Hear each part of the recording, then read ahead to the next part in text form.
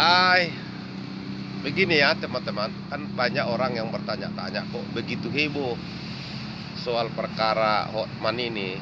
Nah, oleh karena itu kan perlu kita luruskan. Sebetulnya yang membuat heboh ini, yang pertama ya, perkara ini unik ya, di mana penyidik menetapkan tersangka klien saya ini dengan menggunakan pasal 160 dan 335 dengan unsur perbuatan penghasutan dan perbuatan tidak menyenangkan.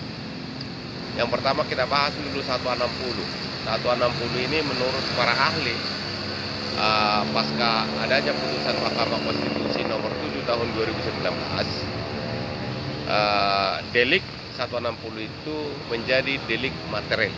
Artinya akibatnya harus tercapai, harus terjadi. Misalnya ketika seseorang kita hasut untuk melakukan, katakanlah, membunuh orang, dan yang kita hasut ini harus membunuh orang, itulah baru dikatakan bahwa 160 itu sempurna. Nah, yang kedua mengenai 335. 335 ini pasca putusan Mahkamah Konstitusi juga nomor 1 tahun 2013, perasa perbuatan tidak menyenangkan dan perbuatan lain yang tidak menyenangkan, begitu kira-kira unsur-unsurnya. Unsur ini sudah dihapus, sehingga pasal 335 itu adalah berbunyi barang siapa dengan ancaman kekerasan, dengan kekerasan memaksa orang supaya melakukan atau tidak melakukan sesuatu. Artinya khusus untuk unsur perbuatan tidak menyenangkan sama sekali sudah dicabut. Tetapi yang aneh, di dalam penetapan tersangka nomor surat Direktur Reserse Kriminal Umum Polda Riau nomor 63 tahun 2022 itu, dia menetapkan klien saya ini dengan menggunakan unsur perbuatan tidak menyenangkan. Artinya ketika kita kaji dari aspek hukum, maka sebetulnya ini tidak layak untuk dinaikkan statusnya menjadi tersangka. Oke. Yang ketiga, ahli juga berpendapat 335 itu di luar daripada perbuatan tidak menyenangkan, artinya kan perbuatan lain, katakanlah dengan kekerasan, ancaman kekerasan untuk memaksa orang supaya melakukan sesuatu atau tidak melakukan sesuatu. Artinya baru dikatakan sempurna 335 itu ketika pengancamannya itu membuat seseorang itu menjadi takut. Yang terjadi di dalam perkara ini tidak ada masalah, ya kan? Ya, yang terjadi adalah hanya sebuah perdebatan-perdebatan, dan perdebatan inilah dianggap sebuah peristiwa hukum. Nah, yang menjadi kenapa ini perkara ini begitu heboh? Ini yang melaporkan ini Ramadi. Nah, ada lagi yang aneh. Seharusnya pada persidangan hari Kamis kemarin ya, di jam 3 sore, kita kan sudah minta kepada majelis. Begitu kita lihat alat bukti yang dihadirkan oleh penyidik, kita melihat salah satu di situ bukti surat berupa keterangan ahli yang digunakan oleh penyidik untuk menetapkan klien kita ini tersangka. Lalu saya baca di poin 9, 10, 11-nya itu, ahli berpendapat dengan pertanyaan dari penyidik, apakah ini kau yang terakhir masuk ke sini? Kalau kau masih masuk ke sini, kucincang kau. Lalu itu yang ditanya oleh penyidik kepada ahli ini, apakah kalimat kucincang kau itu merupakan kalimat ancaman? Dikatakan oleh ahli ini kalimat ancaman, ya kan?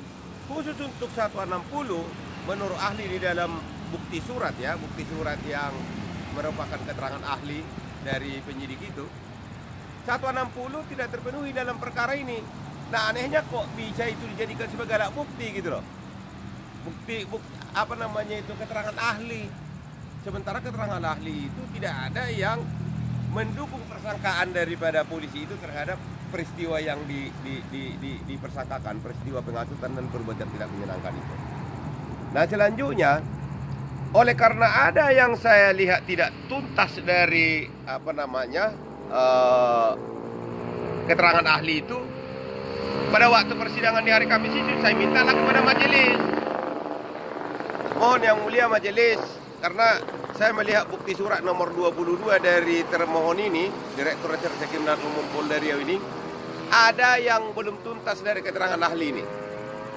Oleh karena itu saya meminta kepada yang mulia majelis agar memerintahkan tergugat menghadirkan saksi ahli itu untuk kita minta keterangannya di persidangan ini supaya ini menjadi clear, supaya ini tuntas. Nah, majelis berpendapat begini, karena ini semi perdata, gugatan pra peradilan itu merupakan perkara yang semi perdata, maka dikembalikan kepada para pihak.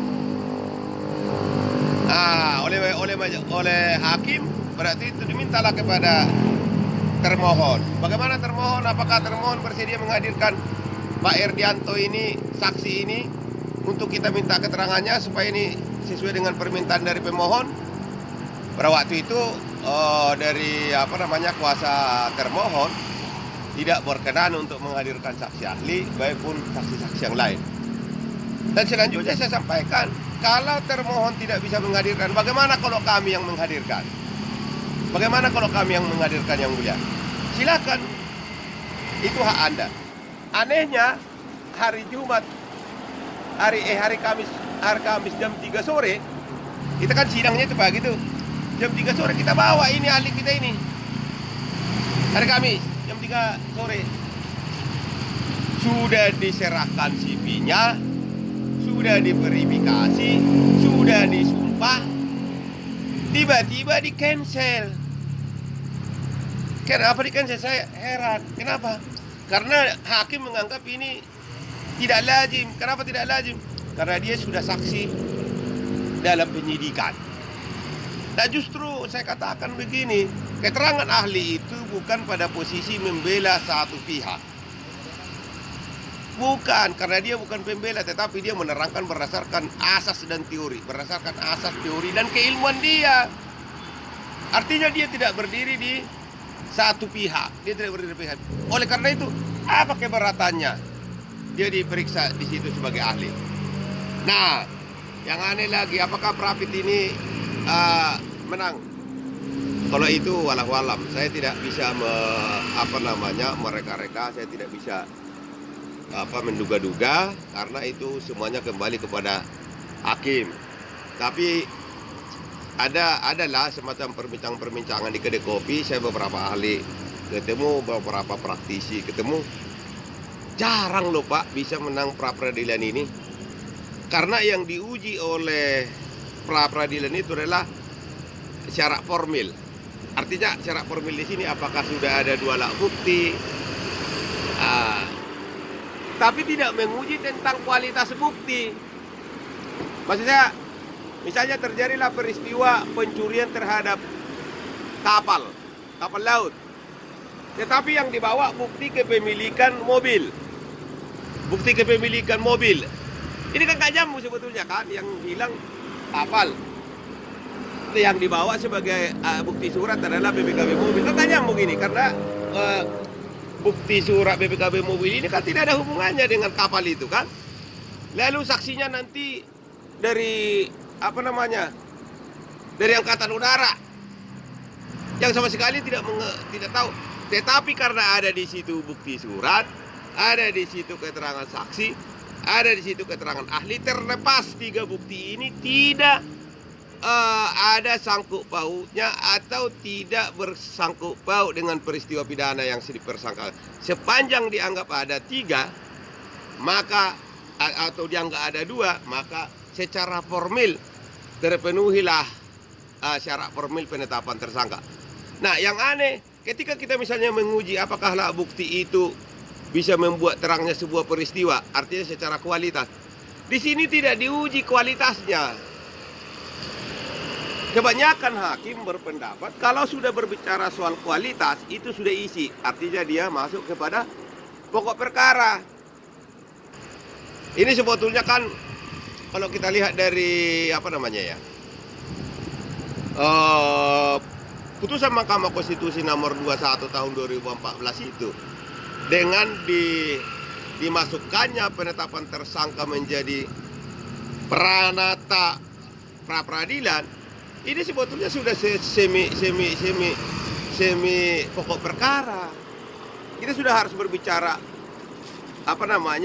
kulit dengan isi. Tetapi diatur lagi oleh peraturan Mahkamah Agung. Peraturan Mahkamah Agung itu sebagai katakanlah penjabaran dari adanya putusan Mahkamah Konstitusi itu masih tetap seputar soal formil, syarat formil. Misalnya saya contohkan tadi, peristiwa itu pencurian kapal, tapi yang dibawa bukti kepemilikannya BPKB mobil. Tapi karena ada bukti surat satu, maka dianggaplah sudah ada secara formil, walaupun dia tidak menceritakan tentang kepemilikan kapal itu. Nah begitu saksinya ini tidak pernah bercerita bahwa terjadi pencurian kapal atau pengerusakan kapal. Tetapi asalkan ada keterangan saksi, ada di situ bukti surat, ada dua alat bukti berdasarkan KUHP, maka dianggaplah ini terpenuhi penetapan tersangkanya secara formil. Ya, ini mungkin yang perlu kita renungkan ke depan. Nah, oleh karena itu, sekiranya pun besok atau hari Senin ini ada putusan dari putusan Prapit kita itu, jangan dulu berbangga diri. Polrinya, Poldanya, nggak seperti itu.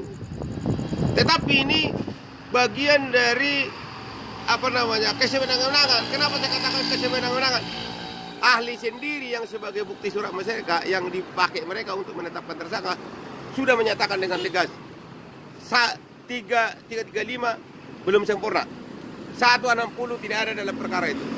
Tetapi kenapa keterangan ahli itu dipakai sebagai keterangan ahli untuk menetapkan tersangka?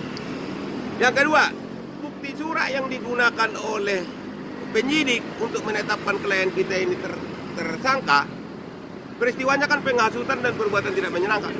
Yang dibawa sebagai bukti surat oleh penyidik untuk menetapkan klien saya ini tersangka ialah izin-izinnya HGU, izin HTI, izin Kementerian Kehutanan. Apa hubungannya dengan peristiwa? Nah, itulah yang saya gambarkan tadi itu, kapal yang rusak, BPKB mobil dibikin saksi. Nah, oleh karena itu kita minta ini, kita semua harus betul-betul konsentrasi. Jangan lagi ada terjadi kriminalisasi kepada masyarakat. Karena hukum itu sebetulnya dibentuk untuk keteraturan, ya, bukan untuk menghakimi orang, bukan seperti jebakan tikus. Ya, jebakan tikus, udah coba bikin jebakannya, bikin ranjaunya, bukan. Hukum itu adalah untuk keteraturan.